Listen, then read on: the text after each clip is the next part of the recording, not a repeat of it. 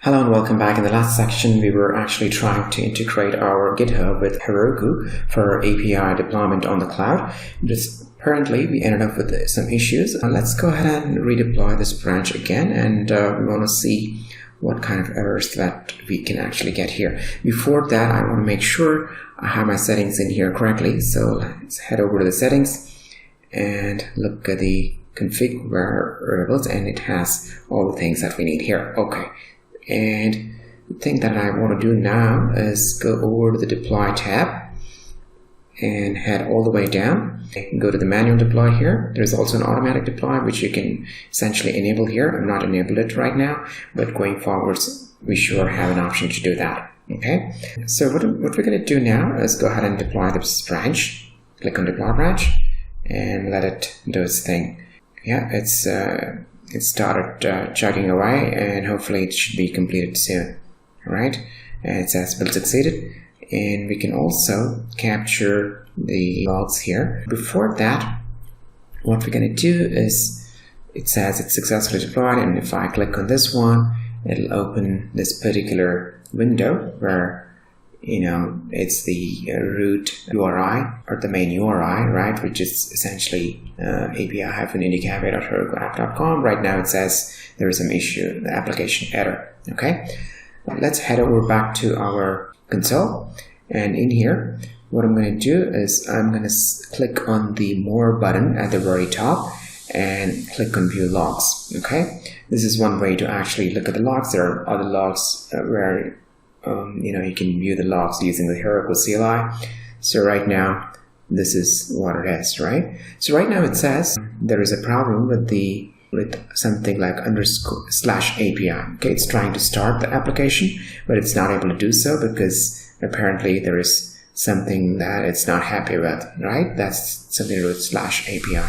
Okay, so if you recall, when we actually deployed this app, and if you go back to the settings here, we have, and go to the revealable config vars, we have something like /API here, and apparently it's having an issue with that. Okay, we cannot give a slash as the first parameter, I think, as the first letter or as the first character in this particular value. Okay, so first thing is we had to get rid of this. So let's go ahead and get rid of this. All right, save changes.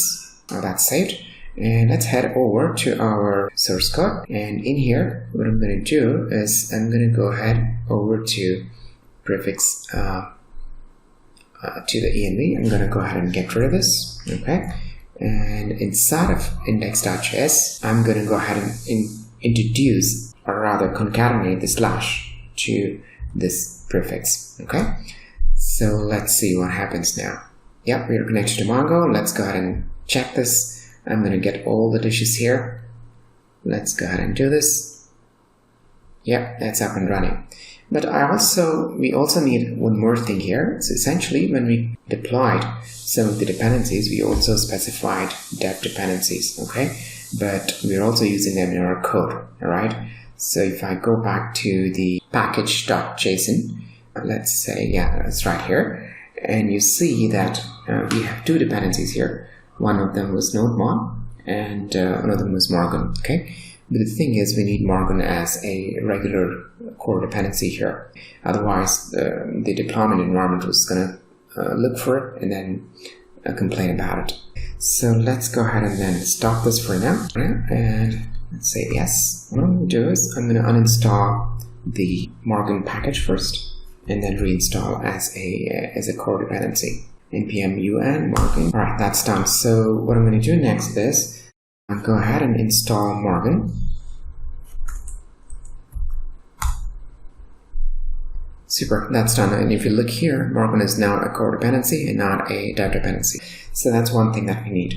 Another thing that I observed was that inside of our controllers for the category, actually before we can go ahead and look at the controller, I want to show you the complete logs that I saw when I was debugging this issue. So this is the logs that I had earlier. Okay, and the first thing is it says, it is not able to make sense of this /API stuff, and then it essentially errors out, and subsequently when I corrected that, it throws an error here in the when accessing the models category, and apparently this has to be lowercase c, and it got missed in our local environment, right? So it has to be, because I'm on Windows system, probably that is the reason. I don't know. I'm not sure if it's reproducible on Mac early in the life cycle of the development. So that's another thing that we need to look at, and I think there was also a reference to Morgan here somewhere. Okay, so those are the three things that we need to essentially look at right now. And we've taken care of two of them, which is the API part and the Morgan aspect of it. We made it a core dependency.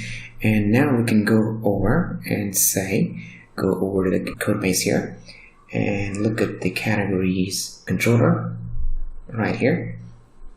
Let me close these things. There are right too many files. Alright, let's head over to the category controller. In here, we have a uppercase C here, okay? Well, when in fact it has to be lowercase. Okay. Let's make this change. Let's see if it actually runs fine now. Starting all over again. Super, it's connected.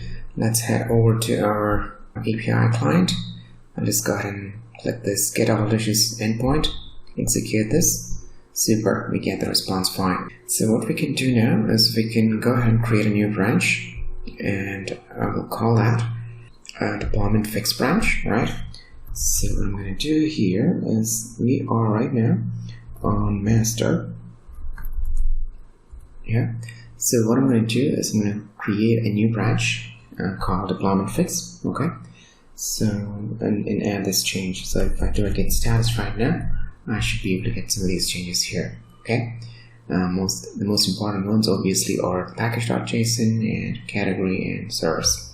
The dish rest, obviously, it might be having some minor changes. We're okay even without it being checked in right now. Okay, so let's go ahead and make a branch right now.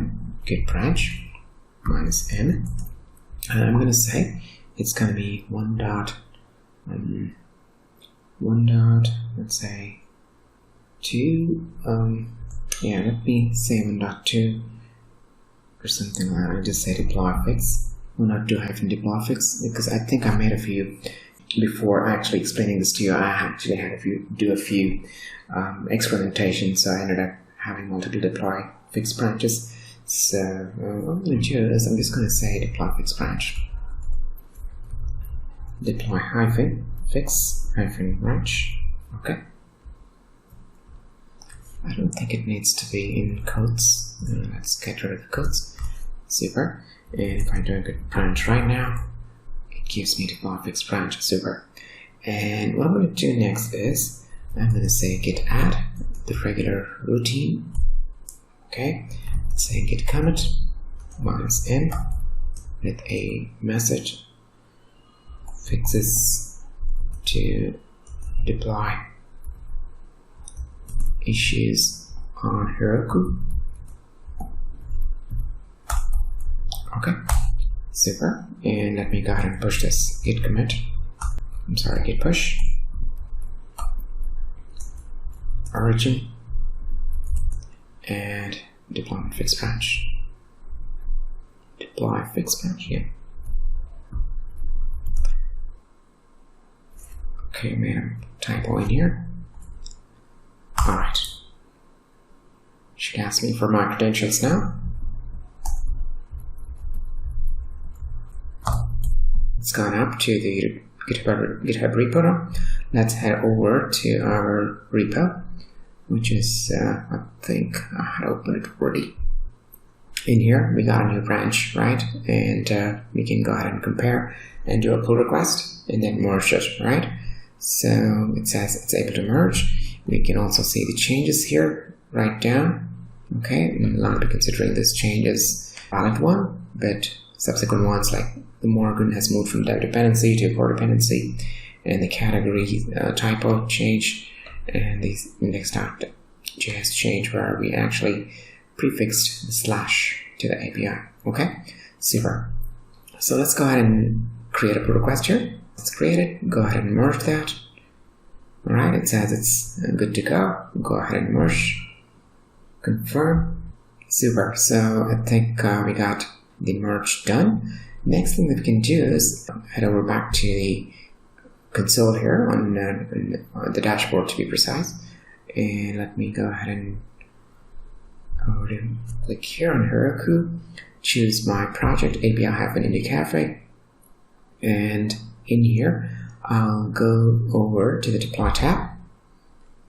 Okay, and go to the very end of this page, and where it says Deploy Branch, click on Deploy Branch, and hopefully that should be done this time around. Alright, so then we should get a deploy finish here. We'll also get to open the app. Hopefully there is no surprises this time around. Yeah, it is deployed. I can actually go ahead and view this. Click on this. We should see the hello message here. Super.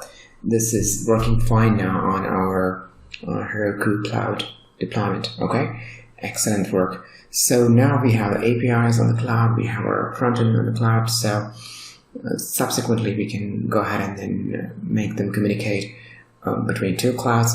So this is truly distributed application, truly cloud native in nature. Okay, so the good thing with this frequent continuous integration and deployment capability or practice is that we get to know the errors early. For example, if we had waited to deploy this on the cloud until the end, we would have ended up with a ton of issues. So it's good that we're going one step at a time, trying to fix issues as they happen, instead of having a big laundry list of issues to grapple with at the end of it all, right? So this is how software engineering has to generally function, and this is one of the best practices that people adopt.